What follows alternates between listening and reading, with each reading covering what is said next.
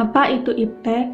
Pengertian iptek adalah singkatan dari ilmu pengetahuan dan teknologi, yaitu suatu sumber informasi yang dapat meningkatkan pengetahuan ataupun wawasan seseorang di bidang teknologi.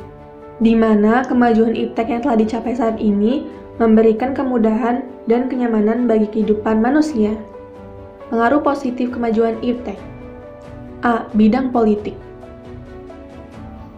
Kemajuan iptek membuat nilai-nilai seperti kebebasan demokrasi dan keterbukaan berpengaruh terhadap kemajuan pikiran dan partisipasi bangsa Indonesia. Contohnya, timbulnya kelas menengah baru dan proses regenerasi kepemimpinan. B. Sosial budaya.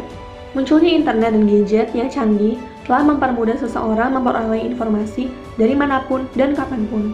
Ini juga berperan dalam peningkatan efisiensi dalam aktivitas sehari-hari. Contohnya adalah 1. Mudahnya berkomunikasi dengan orang-orang yang jaraknya jauh. Kita dapat mengetahui budaya-budaya yang ada di negara-negara lain. Dan yang terakhir adalah waktu dan biaya menjadi lebih efisien. C. Bidang hukum. Kemajuan iptek akan memberikan efek pada pertahanan dan keamanan, supremasi hukum, demokrasi, dan tuntutan hak asasi manusia yang semakin menguat.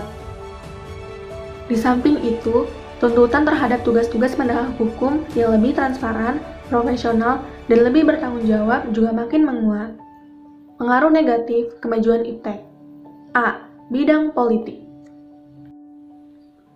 Dengan berkembangnya iptek, maka tidak menutup kemungkinan nilai-nilai seperti kebebasan demokrasi dan keterbukaan bisa disalahartikan oleh masyarakat. Hal ini bisa membuat terganggunya stabilitas politik di dalam negeri. Contohnya adalah terorisme yang semakin merajalela dan kurangnya privasi suatu negara akibat kerahasiaan yang tidak terjamin. B. Bidang sosial budaya.